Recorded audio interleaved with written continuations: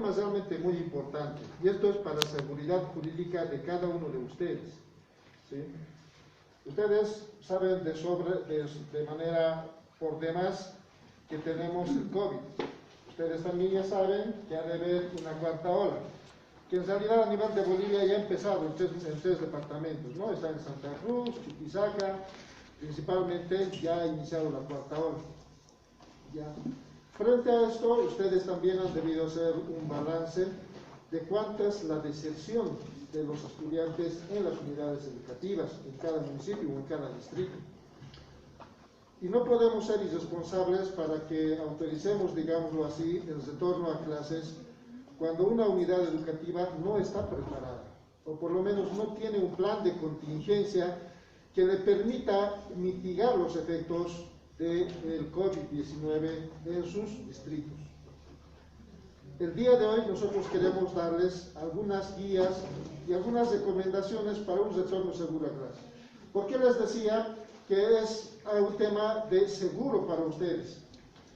Porque, por decir algo, si en la ciudad de Oruro, en el distrito de Oruro, se presenta un caso de COVID de uno de los niños y fallece el niño, los padres de familia, ¿a quién le van a echar la culpa?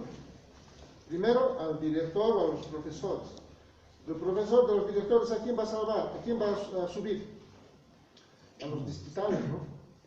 Porque no se ha hecho una adecuada, digamos, seguimiento, o no se ha exigido que las unidades educativas tengan un plan de contingencia que permita que tengamos las acciones bien claras y descritas para hacer frente al COVID-19.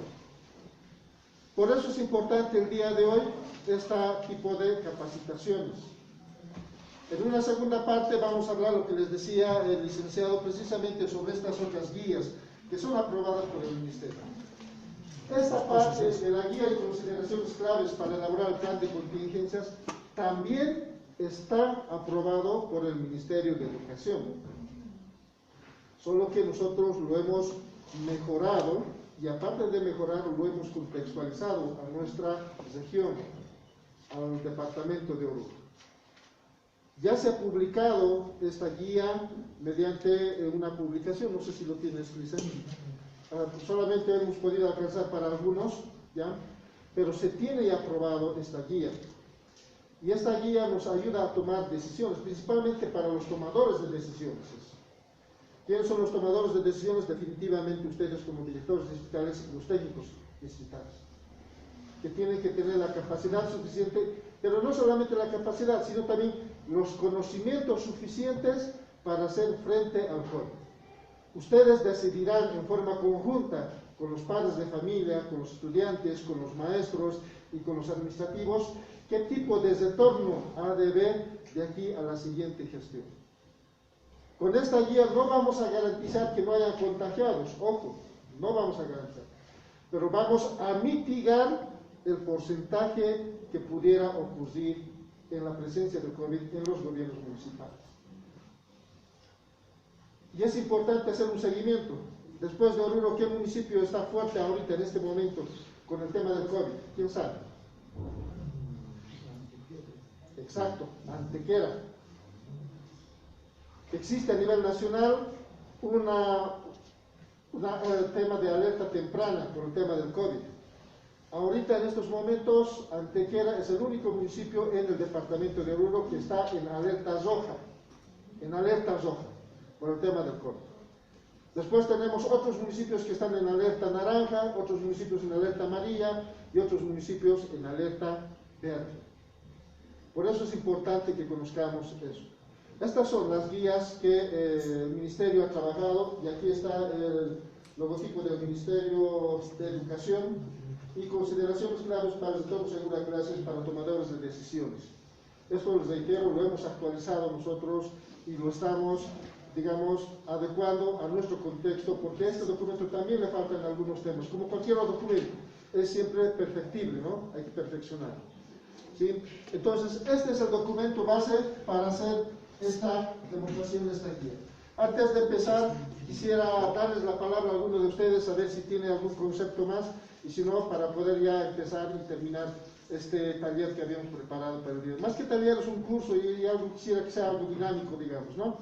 para no hacerlo entre docente y estudiantes o hacerlo más dinámico la situación. ¿Hay algún comentario, alguien? Nosotros enviamos generalmente todos los martes enviamos el índice de alerta temprana sobre el COVID-19. Ahí se genera, reitero, qué municipios están en alerta roja, qué municipios en amarilla, verde, etcétera, por departamento. Y es importante que conozcamos eso, porque si no conocemos lo que decía uno de los técnicos de Antequera, y nosotros seguimos pasando clases, seguimos teniendo las actividades normales, no convocamos o no nos convoca el COE municipal para tomar decisiones específicas, estamos cometiendo un error de omisión. Por esa misma razón es importante que todos conozcamos el entorno de los diferentes tipos de amenazas. Y una amenaza definitivamente es el COVID, es una amenaza biológica, ¿no?, que ha ido evolucionando y que va a seguir evolucionando seguramente. Reitero, no será que lo vamos a aplicar esto mañana o pasado o al siguiente año, pero sí necesitamos que la población estudiantil, la comunidad educativa conozca de estos temas porque es importante. Y no solamente la comunidad educativa, también seguramente en cada uno de sus hogares. Vamos a empezar. ¿Cuál es el objetivo? Es brindar asistencia técnica y herramientas de prevención, mitigación, respuesta ante riesgos escolares y el COVID-19 para el entorno seguro de clases con calidad participativa integrada. Como les decía, tenemos una normativa legal vigente que sustenta y que avala esta guía.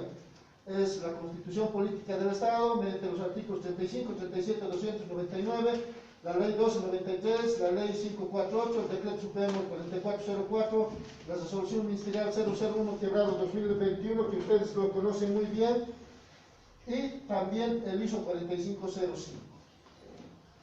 Este plan de contingencia que debería tener cada unidad educativa debe estar elaborada en forma participativa y muy integral. Por eso es importante que ustedes puedan conocer este tema para que también puedan socializar con las unidades educativas. Este plan de contingencia tiene 5 aspectos básicos que ustedes, 4 de ellos o 3 de ellos por lo menos lo conocen muy bien. El tema de la gestión pedagógica, el tema de higiene, contención psicoafectiva, salud, evacuación y respuesta. Esta guía solamente tiene 4 pilares, la última es la que hemos implementado, la evacuación y respuesta, porque es lógico. ¿Por qué creen que debemos tener este plan de contingencias? ¿O por qué es importante que nosotros tengamos, o las unidades educativas tengan un plan de contingencia? Alguien, por favor, de atrás, como hemos mencionado. A la dedocracia. A la dedocracia va a tener que ser, ¿no? ¿Alguien? ¿Nadie? Dale, por favor, Luis. Sí, buenas tardes a todos. Lo que se decía más antes es que a veces los responsables, en caso de al director, al maestro, al fiscal, bueno, esa situación pasa en las comunidades, pero es un desconocimiento total, porque eso no es cierto. Nosotros no estamos obligando a que pasen las clases, no estamos, digamos, exigiendo de que los maestros vayan a pasar clases. En caso contrario, nosotros manejamos un plan de contingencia que tenemos en cada unidad educativa, partiendo desde las direcciones distritales. Sin este plan de contingencia tampoco nosotros podemos iniciar a trabajar de manera responsable. En este plan de contingencia está insertado todas las medidas de bioseguridad con la participación de toda la comunidad educativa, autoridades, maestros, juntas escolares, centros de salud, ¿no? Entonces, de esta manera, por lo menos en el parque Antequera se trabaja, y justamente decía, Antequera es una roja en ese momento, es cierto, pero ya se suspendió las clases presenciales que está trabajando con clases a distancia. Precisamente la guía nos va a ayudar a determinar eso, ¿no? ¿Qué hacemos si se presenta un caso positivo? ¿Se suspenderá inmediatamente en todo el distrito las clases? ¿Solamente en la unidad educativa? Pero en función a qué tomamos decisión. ¿Existirá el aforo correspondiente para ver el espacio entre docentes y estudiantes? Lo que yo, otra consulta, y por favor ahí levantamos las manos. ¿Ustedes creen que deberemos regresar a clases porque hay alta deserción educativa o debemos retornar a clases por el tema psicoafectivo o el tema psicológico. ¿Por cuál de los dos deberíamos regresar a clases? Reitero, porque existe una alta deserción escolar, no solamente en ese tema, sino también porque no hay condiciones tecnológicas, no hay internet, etcétera, etcétera, para una educación a distancia. O en el tema psicosocial, psicoafectivo. ¿Por cuál de los dos deberíamos retornar a clases? Levantaremos la mano por aquellos que dicen por la deserción y por la falta de equipos, informática, etcétera. Levanten la mano, por favor. Uno. Por el tema psicosocial, levanten la mano, por favor. Psicoafectivo. Sin miedo, no es examen, ¿no ves? Psicoafectivo, dicho. ¿Y el resto qué opinan? Los que no están de acuerdo con uno con otro.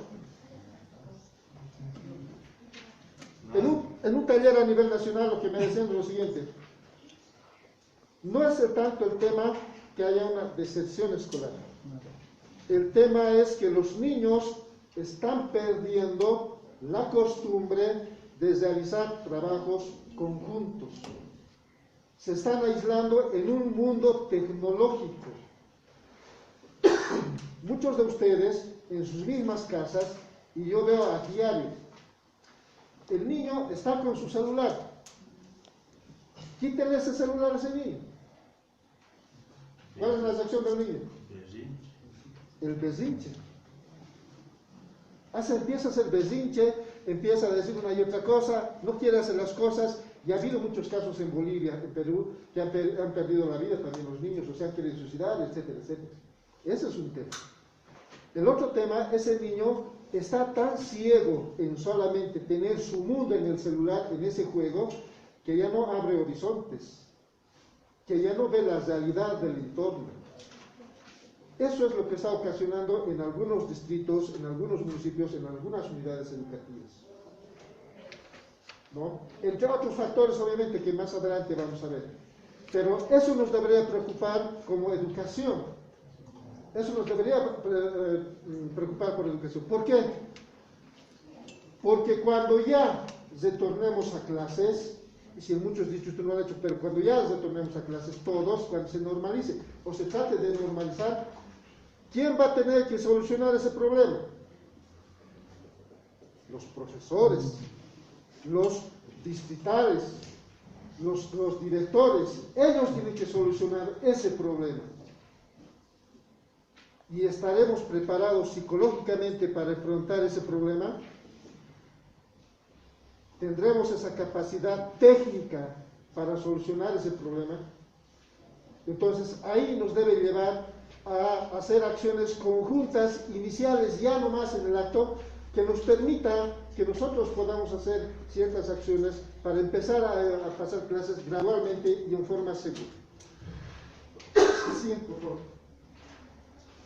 El primer pilar, como decía, la gestión pedagógica.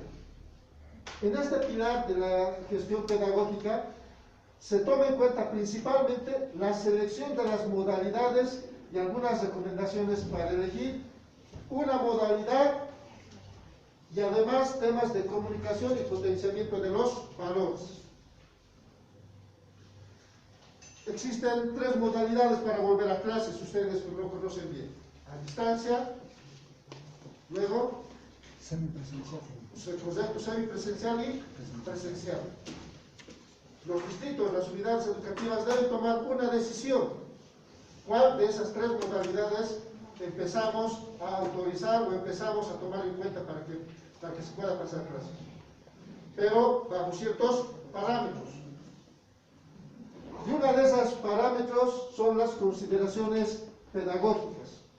Para la elaboración del plan de contingencia se debe identificar estudiantes que corren el riesgo de no volver a la escuela y proporcionar ayuda para su reincorporación.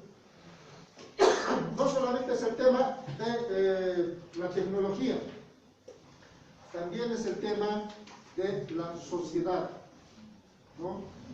Reitero, los profesores, los directores deben manejar este tema realmente con crisis. Realmente con crisis. y desde las direcciones distritales debemos nosotros apoyarles para ver qué decisiones tomamos y qué políticas se toman. Además, se debe tomar en cuenta priorizar el retorno a grupos más vulnerables. ¿Cuáles serían estos grupos más vulnerables? Ustedes conocen bien. Desde el 2019, 2020, 2021, ¿será que las prepromociones, será que las promociones están saliendo realmente bien formados como años anteriores? ¿O será que el nivel inicial, donde aprenden a empezar la letra A, E, empiezan a leer, están realmente bien educados? Principalmente los de inicial, ¿no es cierto? Porque ustedes saben que si no aprenden bien a sumar, a restar, a las vocales, etcétera, etcétera, más arriba pueden tener problemas. Y en el tema de las promociones y de las prepromociones, van a tener ¿dónde los problemas? En la universidad. Lógica. Por eso es importante tomar en cuenta estos grupos vulnerables. No estoy queriendo decir que el resto no son importantes, no, no, pero sí debemos tomar en cuenta este tema. Entonces, priorizar el tema, grupos más vulnerables, el tema del preescolar, hasta segundo de primaria, bachilleres y estudiantes de formación técnico-práctica, ese es el otro tema. Hay muchas unidades educativas que tienen esa formación práctica, ¿no? Salen técnicos en carpintería, técnicos en electricidad, técnicos en pastelería, etcétera, etcétera. Pero si solamente es teórico y nada práctico, tampoco van a servir al fin con lo que está creada una unidad educativa. Y educación especial, lógicamente, ¿no? Establecer un nuevo itinerario de aprendizaje por estudiante. Las unidades educativas deben detectar otras formas de vulneración de derechos que pueden estar escondidas por la pandemia. Como ahora, ustedes han debido escuchar en los medios de comunicaciones de la información, la violencia sexual que se ha incrementado, y yo no lo digo, lo dice la policía, la violencia sexual, el acoso escolar, abandono, negligencia, entre otros aspectos, que también tiene su directa relación. Ustedes conocen más que yo, pero tiene su relación. Este último en Oruro, en Potosí o en Sucre, si no me equivoco, el abuelito ha estado violando a las niñas. Su papá ha estado violando a las niñas. Cosa que antes no escuchábamos. Y cuando iban a la escuela, en la escuela se identificaba estos aspectos. Se identificaban. Los profesores se identificaban. Pero ahora, cuando están encerrados en su unidad familiar, ya no salen estos aspectos. Por eso es importante considerar este aspecto de las formas de vulneración de derechos. El siguiente, por favor. El otro tema que hay que tener en consideración es el estado de transmisión del COVID-19, las consideraciones de apertura de las unidades educativas. Como les decía, existen tres escenarios. Un escenario es cuando no hay casos o existen casos esporádicos en los municipios o en los distritos. Miles de disculpas, yo estoy acostumbrado a hablar mucho de municipios, no tanto de distritos, miles de disculpas. Todas las unidades educativas se abren, se implementan guías de retorno seguro a clases, rutas de actuación y medidas de bioseguridad. Cuando no hay casos o cuando existen casos esporádicos. Reitero, casos esporádicos. Por eso digo, si estamos equivocados cuando en una unidad educativa se presenta un solo caso y lo cerramos de todo el municipio o todo el distrito de las clases, estamos equivocados. ¿No? Estamos equivocados. Porque es un caso esporádico que, según vayamos más adelante viendo, vamos a ver que existen medidas de control, existen medidas que nos pueden ayudar a que los estudiantes sigan pasando clases en forma casi normal, digamos. Ese es un escenario. El otro escenario es, existe transmisión en grupos. Hace una diferencia, ¿no? Esporádicos y en grupos. La mayoría de las unidades educativas se abren. Si se presenta un caso esporádico en la unidad educativa, inicialmente se puede cerrar el curso. El curso. garantizar el aislamiento en su domicilio y su retorno mediante certificado médico. Si se incrementan los casos, se cierra la unidad educativa temporalmente. Se realiza la desinfección y luego de unas semanas se retorna a clases presenciales y semipresenciales. Más adelante vamos a un poco profundizar estos temas, por favor. Y también el otro tema que hay que ver es la transmisión comunitaria masiva. Cuando hay una transmisión comunitaria masiva, ahí sí recién se cierran las escuelas.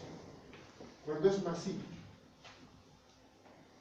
Selección de las modalidades educativas.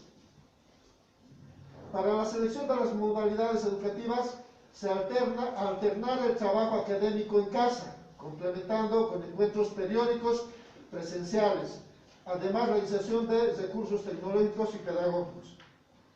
Alternancia en asistencia a la unidad educativa por grupos específicamente definidos o priorizados, los que habíamos hablado antes. Alternancia entre la medida de retorno progresivo y la medida de permanencia exclusiva en el trabajo académico en casa. La siguiente, por favor. Bien, ¿qué debemos tomar en cuenta? ¿Qué debemos tomar en cuenta para escoger la modalidad de alternancia más pertinente? Se toma en cuenta lo siguiente. Primero, se debe definir una jornada única. Una jornada única debemos definir. Segundo, ya sea en la mañana, tarde o noche, en las unidades educativas, para seguir avanzando, ¿no? Además, debemos ver las capacidades instaladas en la unidad educativa para dar respuesta a la emergencia. Es decir, si la superficie de aulas versus la cantidad de estudiantes en paralelo es el adecuado. Hasta el 7 de diciembre. Si nosotros estamos mencionando que una de las medidas de bioseguridad más importante es el distanciamiento físico, no el distanciamiento social. ¿Cuál es la diferencia entre distanciamiento social y distanciamiento físico? Muchos medios de comunicación dicen, debe haber un distanciamiento social, y otros medios de comunicación, debe haber distanciamiento físico. ¿Cuál es la diferencia? Nosotros debemos conocer esa diferencia. ¿Cuál es? Físico es lo más correcto. Exacto, físico es lo correcto. ¿Pero por qué? Por la distancia que tenemos que guardar para la prevención. Exactamente, ¿no? Distanciamiento físico, entre él y yo, distanciamiento físico, 1,5 metros. Ese es el distanciamiento físico. Pero cuando decimos distanciamiento social, yo no le hablo, ni me habla. ¿No ve? Ni él tendría que hablar a él, a nadie tendría que hablar. Ese es el distanciamiento social, no tendría que ver con nadie. ¿Y estaría bien? No, está mal. Lo que sí debe haber, por lo menos principalmente el tema de las unidades educativas, es el distanciamiento social, no físico. Perdón, físico, no social. Hasta yo estoy equivocado. Perfecto. Entonces, por eso es importante realizar el aforo en las unidades educativas. Existen aulas donde el tamaño del aula es, digamos, 4x4. Y están ahí, ¿cuántos estudiantes? 40 estudiantes. Imposible, ¿verdad? No podemos meter esa cantidad de estudiantes en semejante aula. No podemos, porque no debe haber el distanciamiento físico. Otra, superficie de espacios exteriores para el recreo, entre otros espacios. ¿Será que en tema de pandemia, cuando se tornen las clases, va a haber recreo normal? ¿Sí o no? No. No, dicen. ¿Otros? ¿Sí o no? No es recreo. Si existe, o si va a existir el recreo, más adelante lo vamos a ver también, este espacio para el recreo debe ser el adecuado. Debe ser el adecuado. Porque una de las virtudes de los recreos, ¿cuál es? ¿Por qué existen los recreos? Para ir al kiosco. No, ¿para qué existen los recreos? Por descanso. Uno, para el descanso. Otro. Exacto, ventilación de los ambientes, para que los niños puedan explorar mejores condiciones afuera. Pero si en la unidad educativa no hay espacio suficiente para para poder que los niños estén en el recreo, lógicamente no tendremos que tomar en cuenta. Entonces deben ver también ese tema de los espacios exteriores, y en gestión de riesgos debe hacerse un análisis de ese riesgo, de ese lugar. Posteriormente vamos a hablar de eso. Luego, infraestructura sanitaria y dotación de servicios de agua y alcantarillado. ¿Cuáles son las medidas de bioseguridad que salen por toda la tele? Radio, etcétera, etcétera.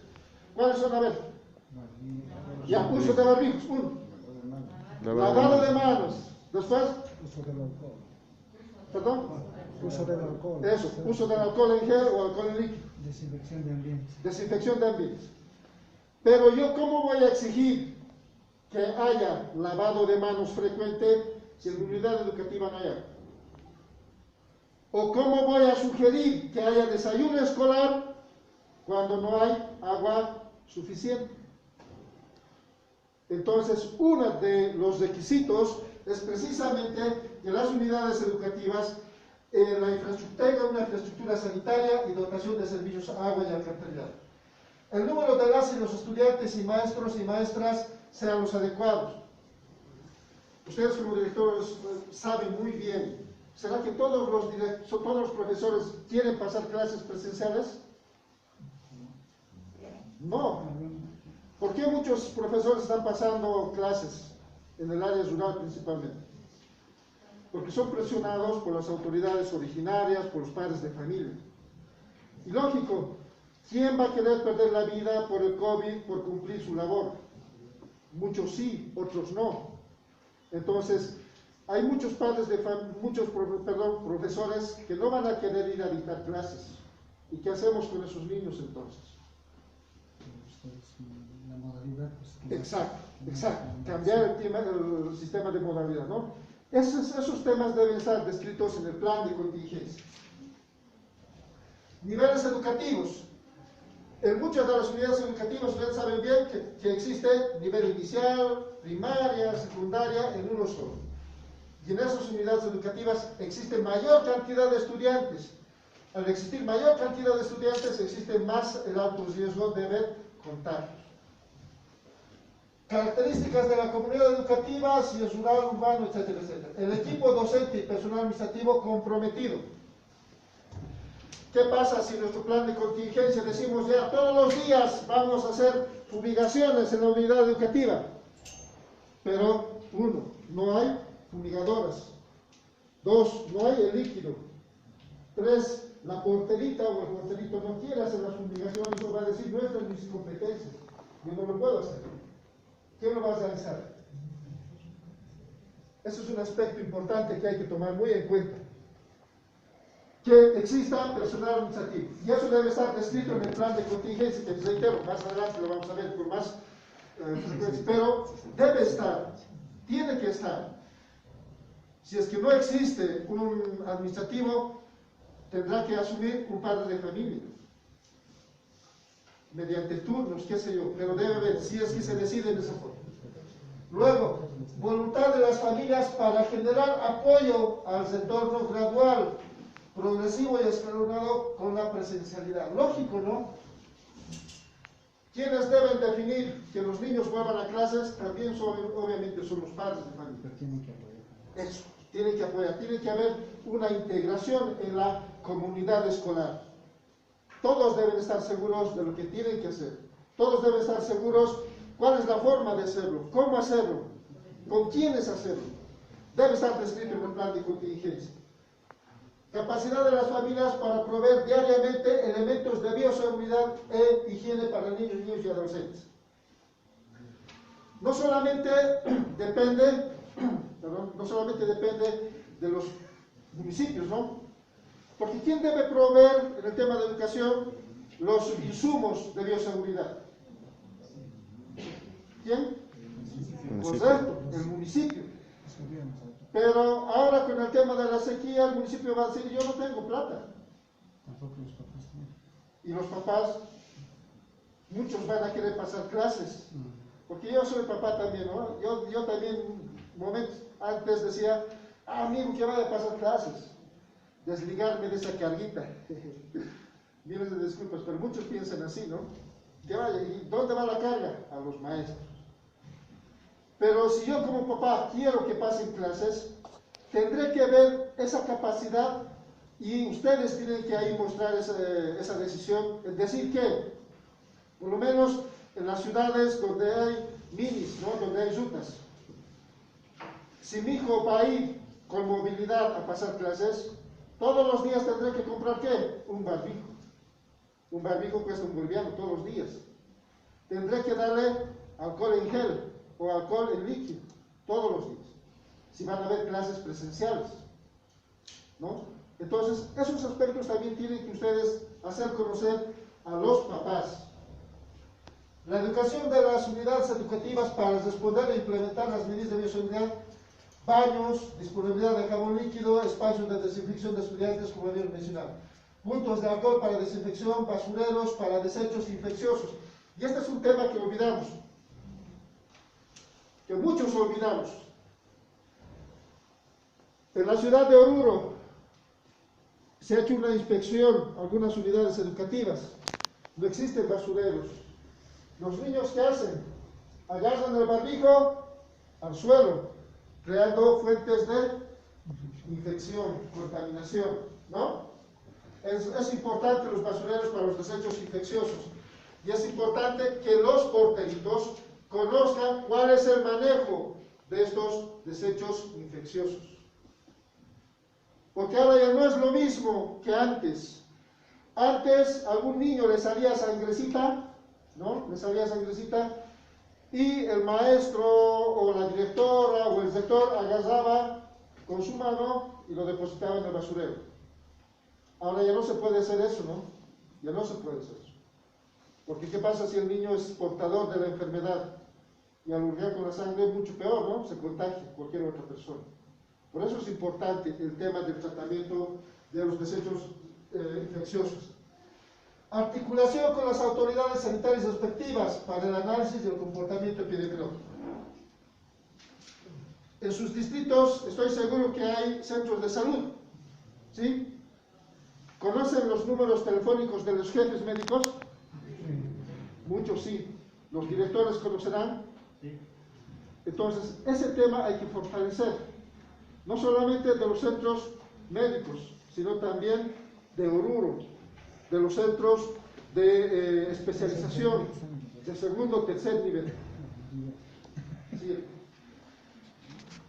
Comunicación. Debe existir el involucramiento de los actores. Es clave para el proceso de retorno y seguro a clases.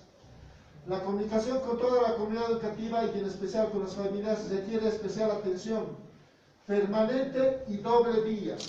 Es decir, que yo tengo que comunicar a los padres de familia, y los padres de familia tienen que comunicarnos a los profesores. Doble vía. Si existe algún caso en la familia, no se debe mandar al estudiante a la unidad educativa. O si se presentara algún síntoma como resfrío o fiebre, para tomar medidas de protección y seguridad necesarias. Por eso es importante la comunicación doble vía. Y en un plan de contingencias debe estar descrito, debe haber el compromiso de los padres de familia. Porque los profesores, los directores no conocen la realidad de las familias. Por esa misma razón es importante que los padres de familia informen a los profesores, a los directores, si uno de los niños tiene síntomas de resfrío, por ejemplo. ¿Para qué? Para que nosotros podamos tomar las previsiones del caso. Porque ustedes saben que dentro de los síntomas del COVID es precisamente algunos resfriados, dolor de cabeza y otros. Y eso nos va a ayudar a contener la enfermedad. Eso nos va a ayudar a no contagiar, a que no se expanda la enfermedad. Por eso es importante. Y ese compromiso debe haber de parte de los padres de familia. Y también de los maestros, lógicamente. ¿Has escuchado estornudar a alguien? ¿Alguien se ha preocupado por eso? No, nadie, ¿no? Por ahí esa persona está con... ¿no? Ya está vacunado. Exacto. Esté vacunado, pero la enfermedad no significa que esa persona ya no esté con virus, ¿no? Ese tipo de cosas, créanme que es realmente importante. Y los que hemos perdido seres queridos, estamos profundizando en esas cosas. Todos ustedes han perdido algún conocido, algún familiar, etcétera, etcétera. Además, disponer en la entrada banners visibles y con carácter pedagógico sobre las medidas y prácticas a desarrollar para el retorno gradual y progresivo, así como medidas de bioseguridad para minimizar el riesgo de propagación y contagio. En las unidades educativas, el plan de contingencia debe decir que deben existir letreros grandes, fondo azul, que diga uso de barbijo obligatorio, que diga dónde se va a realizar la desinfección, en la puerta del ingreso de la unidad educativa, o a la salida, o dónde ponemos los pediluvios. Debe haber un sistema de comunicación específico, en grandes letras. Debe decir, aquí desinfección, aquí debe ser uso de barbijos obligatorios, aquí pediluvio para el tema de los pies, etcétera, etcétera.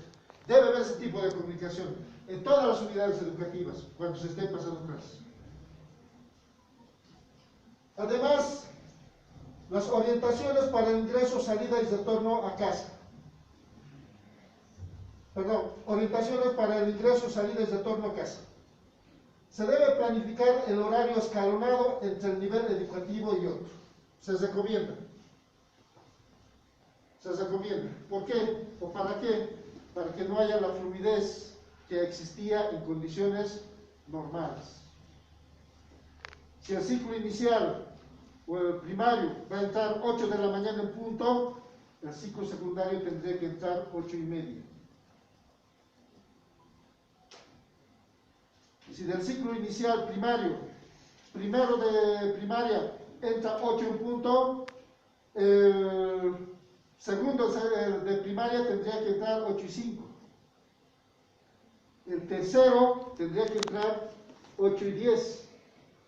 El cuarto sucesivamente, para evitar los niveles de contagio, reitero. Y solamente debe haber una puerta de ingreso. No puede haber esa puerta de salida y de ingreso, no. Una puerta de ingreso y otra puerta de salida, para cortar el ciclo de contagios, reitero nuevamente.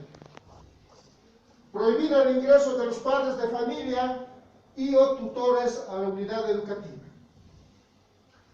¿Quiénes son los que más son fuentes de transmisión? Definitivamente las personas mayores. ¿Por qué? Y eso está demostrado estadísticamente. En el código departamental, por ejemplo, el CEDES les va a decir siempre quiénes son los más afectados, o el grupo que más ha sido más afectado en este tema y que se ha contagiado más, son las mamás, las amas de casa. Porque ellas van ¿dónde? A los mercados. ¿Dónde van? A las tiendas, van a su trabajo, van uno y otro lugar.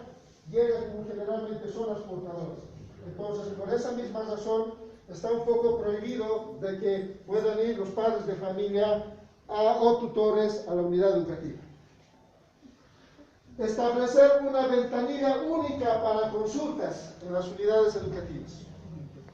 Sí, ¿verdad? Si estamos impidiendo que entre los padres de familia, ¿cómo yo voy a comunicar a los papás que su hijo está bien o está mal? ¿Cómo el papá va a verificar eso?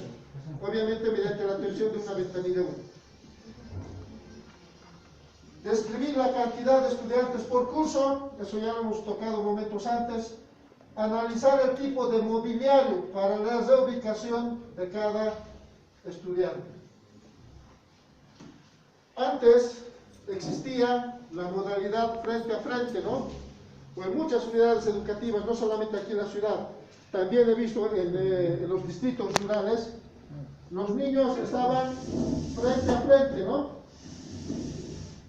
O les acomodan frente a frente a los niños, uno que otro, y aquí la mesita, ¿no?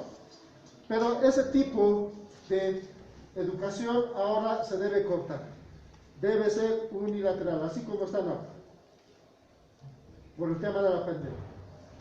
¿Por qué? Porque es lógico, ¿no? Los niños, ustedes saben que se pueden abusir, sacar el barbijo, y al sacar el barbijo las partículas de la saliva ya están expulsando y pueden contagiar al niño de frente. Por esa razón es importante que esta posición sea interesante para pasar clases. Determinar la superficie de cada aula y los posibles espacios a ser utilizados. Por ejemplo, el tema de los salones, laboratorios, tingrados, que tiene que tener el espacio suficiente para el aforo de los estudiantes. Análisis para desinfección de elementos personales, planta de calzados y no tener contacto con puertas, timbres, interruptores y otros. Los niños, en lo posible los jóvenes, etc., no deben tener contacto con esos lugares, con los interruptores, principalmente con las manillas de la puerta. Al ingresar todos utilizamos la manilla de la puerta, ¿no? O el agarrador de la puerta. Si todos utilizamos, obviamente existe la posibilidad de contagio. Donde más ha habido contagio son en esos lugares, donde todos tocan un determinado infraestructura, un determinado elemento. Las manillas de las puertas, sin querer muchas veces no se fumigan los interruptores, los enchufes para enchufar nuestros celulares, para cargar nuestros celulares, y ese tipo de cosas es las que se debe desinfectar.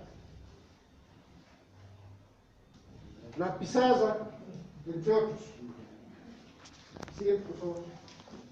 Se debe considerar el número de días a la semana que asistirán los alumnos, el horario de ingreso y de salida, como ya les había mencionado, que debe ser escalonado. Además, la capacidad de la infraestructura, disponibilidad del equipo educativo, la posibilidad de transporte, alimentación, entre otros. Ahora tocamos el tema del transporte escolar. Un plan de contingencia no solamente debe prever solamente el hecho de la unidad educativa, no, debe prever desde la salida de los niños, desde su casa. Preferiblemente el estudiante debe llegar caminando a las unidades educativas. En caso necesario, utilizar transporte público con las medidas de bioseguridad estrictas. Solamente aquí en la ciudad de Oruro, ¿en qué mini ustedes ya han visto que se tengan las condiciones que antes se tenía al inicio de la pandemia? Casi ninguno. Ya no tienen ni alcohol, ese tablero está totalmente roto, deshecho. Muchas veces incluso entran pasajeros sin barbijo y nosotros no decimos nada. No decimos nada. Y cuando hablamos y cuando les decimos, somos sujetos a agresiones verbales e incluso tal vez agresiones físicas. Y el estudiante deberá utilizar una mascarilla o barbijo todo el tiempo y del tamaño adecuado. Eso es importante, del tamaño adecuado. Ya no vayas a redundar mucho en ese tema. No hablar, comer o beber líquidos al interior del transporte público. Desinfectarse las manos con solución de alcohol 70% antes, durante y después de pagar el pasaje y el uso de transporte público. ¿Cuántos de ustedes desinfectan sus monedas, sus billetes? Algunos, ¿no? Rara vez, ¿no? Luego, orientaciones para el aforo y cumplimiento del distanciamiento físico. En todo momento y lugar el distanciamiento debe ser 1 metro o bien 1.5. Esta enfermedad nos han ido enseñando, ¿no? Primero era 1 metro, ¿no? Distanciamiento físico. Todos nos recomendaban 1 metro. Luego nos han dicho 1.5. Incluso han llegado a otros decir 2 metros de distanciamiento físico, nos han dicho, ¿no? Pero nosotros nos vamos a quedar con un promedio de 1.5. Entre estudiante a estudiante y estudiante profesor. Se debe evitar actividades masivas, como esa de las banderas, como actos cívicos culturales, sobre todo si no se cuenta con un espacio lo suficientemente grande para el distanciamiento físico. Yo estoy tosiendo, pero no por lo que tenga esté resfriado, sino porque se está secando mi garganta. ¿Qué les disculpo? Tal vez Para que sean seguros. Tal vez, quién sabe, ¿verdad? Bien, entonces, orientaciones para el buen cumplimiento del distanciamiento físico, que ya hemos hablado. Los espacios áulicos.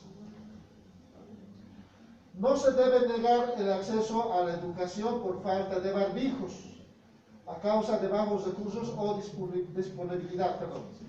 Se deben realizar gestiones ante los distintos niveles de Estado. Esta es una recomendación, lógicamente, pero como ustedes lo decían inicialmente, el municipio debe garantizar la permanencia de los insumos de bioseguridad en las unidades educativas. Adelante, por favor. Para eso debemos utilizar esta tabla, o debemos ver esta tabla. Cuando hay inexistencia de casos COVID-19 y cuando hay presencia de casos esporádicos del COVID-19.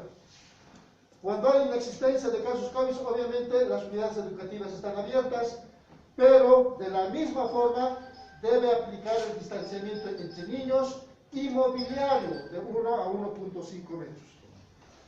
Si la medida afecta la salud mental, obviamente de los niños, de los estudiantes, el desarrollo del aprendizaje y las interacciones entre los estudiantes, no se aplica el distanciamiento físico, ¿no? Si no es posible el distanciamiento físico de 1 metro mínimamente entre la maestra y los estudiantes, el maestro debe utilizar una máscara facial, plástica y o barbijo. Cuando haya presencia de casos esporádicos de COVID, las unidades educativas están abiertas, reitero, esporádicos. Los niños menores de 12 años no deben estar, está mal la redacción, perdón, obligados al distanciamiento físico todo el tiempo, ¿no? Entre los 6 y 11 años se debe medir el impacto potencial del uso de barbijo en el aprendizaje y desarrollo psicosocial. Los niños menores de 5 años no necesitan utilizar barbijo. Aquí quiero hacer un paréntesis. Precisamente esto es lo que ha observado el CEDES, ¿no? Pero cuando nos han observado, nosotros decíamos que esto estaba aprobado ya por el Ministerio de Salud y de Educación. Pero de la misma forma, aquí hay un signo de interrogación que todavía no están respondiendo los CEDES. Capacidad de los niños del cumplimiento del uso correcto del barbijo, consideraciones específicas a los niños con discapacidad, enfermedades subyacentes. Y además, los adolescentes mayores de 12 años siguen las directrices de uso de barbijo como los adultos, uso continuo del barbijo de parte del maestro y de la maestra. Siguiente, por favor. Ese plan de contingencia debe contener también aspectos como el recreo. Como decía momentos antes, ¿qué es el recreo? El recreo es un descanso necesario para la jornada, para optimizar el desarrollo social, emocional, físico y cognitivo.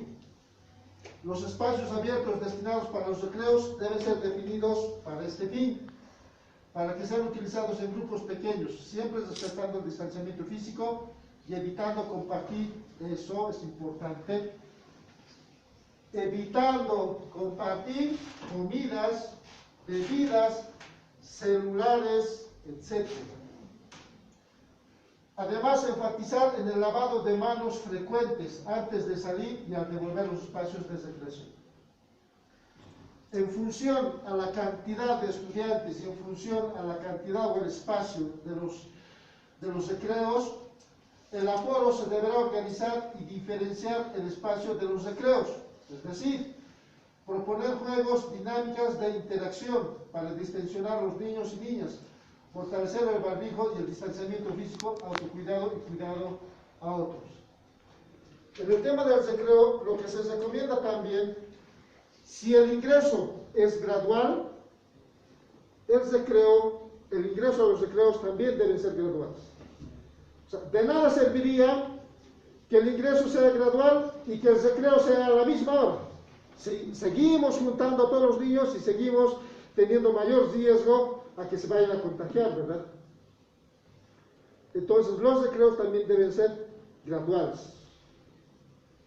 Si el recreo es a las 10 y los niños han entrado a las 8, el primer turno, el segundo turno de ingreso es 8 y 5, etcétera, etcétera. Eso hay que ver según a la cantidad de paralelos o cursos que estén pasando clases, en qué momento se va a empezar a salir de recreo.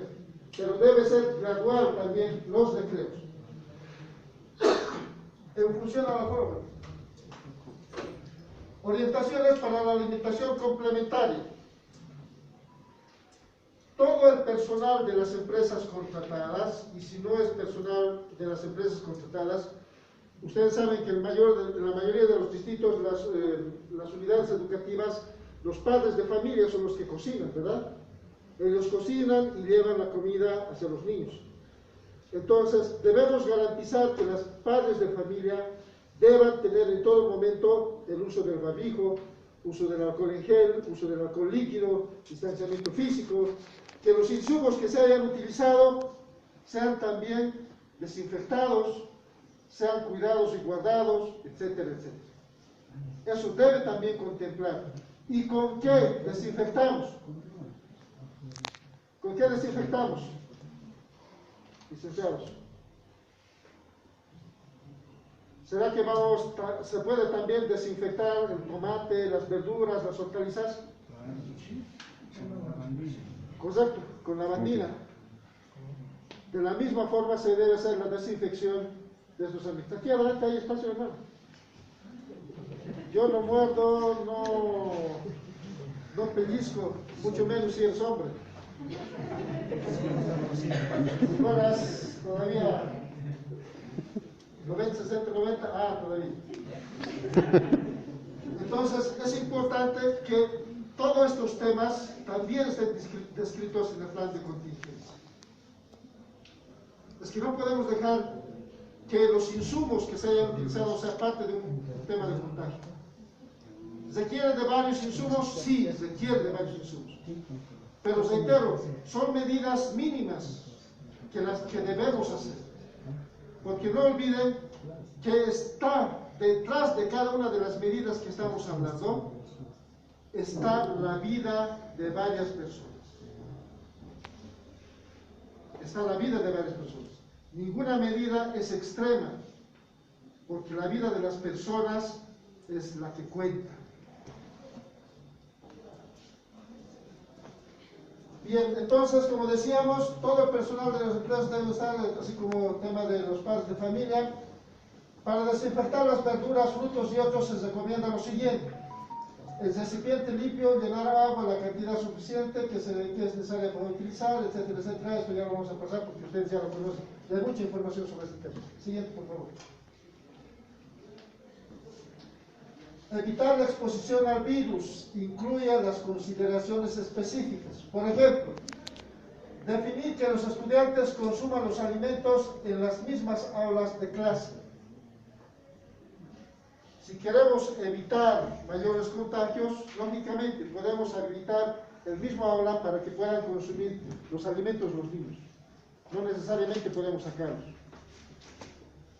Segundo, antes de la merienda los estudiantes deben realizar o higienizar y desinfectarse las manos. Definir estrategia para mantener el distanciamiento físico durante el tiempo de la alimentación. El uso de mesas debe ser unidireccional, como les había mencionado, evitando que los estudiantes estén ubicados uno frente de otro. Definir la estrategia para guardar el barbijo mientras se realiza el consumo de los alimentos. Lógico, ¿no? Si nosotros vamos a permitir que haya las personas o los niños se sirvan alimentos, vamos a tener que sacar los barbijos. Pero si no sabemos dónde acomodar esos barbijos y cómo acomodar esos barbijos, va a haber otro nivel de contagio mucho más directo. Porque si yo agarro el barbijo de la señorita, me puedo contagiar inmediatamente. Es más seguro que me voy a contagiar directamente. Por eso es importante que las unidades educativas en las aulas sepan dónde dejar los barbijos, así como el tema de las almohadillas, así como otros temas que existen unos espacios, ¿no ven?, diferenciados. Así debería haber para el tema de los barbijos, porque ¿qué niño no va a querer consumir alimentos? Es importante ese tema. Luego, finalizando la merienda, deberán higienizarse nuevamente las manos, como hemos mencionado antes, durante y después. Ahora vamos a otro tema importante también, los kioscos y ventas escolares. Preferiblemente es que los padres de familia envíen a los niños con las meriendas, para que los niños no compren estas meriendas en los kioscos, fuera de las unidades educativas, dentro de las unidades educativas, etc. Para ello, las familias o se debe reglamentar o generar acuerdos con la venta de productos que contribuyan a la salud. El control de la Intendencia Municipal o de la Policía para las ventas fuera de la unidad educativa, reglamentar y o prohibir las ventas alrededor de las unidades educativas. Y si se va a permitir el uso o la venta de varios insumos fuera de las unidades educativas, esos kioscos deben estar distanciados no 1.5 ni 2 metros, mínimamente 3 metros o 4 metros entre un puesto y otro puesto. Porque cuando van los niños a comprar, obviamente se aglomeran, en especial en la hora de salida. Ustedes conocen más que yo, pero eso es lo que debemos evitar. Reitero, lo recomendable es que no existan esos puestos de venta. Porque es lógico, si la que vende las pastillas está enferma y sus productos, ¿será que van a estar sanos? No. Por eso es importante esos acuerdos con el municipio, con los intendentes, ¿no? Según la resolución ministerial 001/2021, la dirección de las unidades educativas debe verificar la higiene y medidas de bioseguridad. Se recomienda evitar la venta de comidas o preparados que demanden tiempo y exposición, aglomeración de las y los estudiantes, evitar venta en lo posible. Eso dice la resolución 001, ¿no? General 2001, ustedes conocen bien. Entonces, si está reglamentado, lo único que falta es aplicar. Aplicar y hacer aplicar, ¿no? Ahora, bueno, el tema de higiene de manos, ustedes ya saben, solamente es necesario también que los centros de salud les hagan una orientación en ese tema, pero es importante que haya higiene de manos. Control de la temperatura de la misma forma, ¿no? En casa, las 24 horas previas a la entrada a la unidad educativa. El control de la temperatura será en casos sospechosos y a mayor detalle en cada aula, para evitar aglomeración al ingreso. No hay caso de contar con un solo termómetro en toda la unidad educativa. ¿Cuántos de sus unidades educativas tienen sus termómetros? ¿Cuántos? Y a ver, seremos sinceros, ¿no? Cuando ahorita, si yo voy o mañana a alguna unidad educativa y les pregunto, ¿su unidad educativa tiene las medidas de bioseguridad? El director, los secretarios siempre me van a decir, sí, me van a decir. Muéstrame por favor, voy a decir. Y lo único que tienen, ¿qué es? Alcohol en gel. Listo. Esa es la única medida de bioseguridad de la unidad educativa. Pero si ustedes están viendo, no solamente es el tema del alcohol en gel, o el alcohol líquido, es mucho más allá. Es mucho más allá.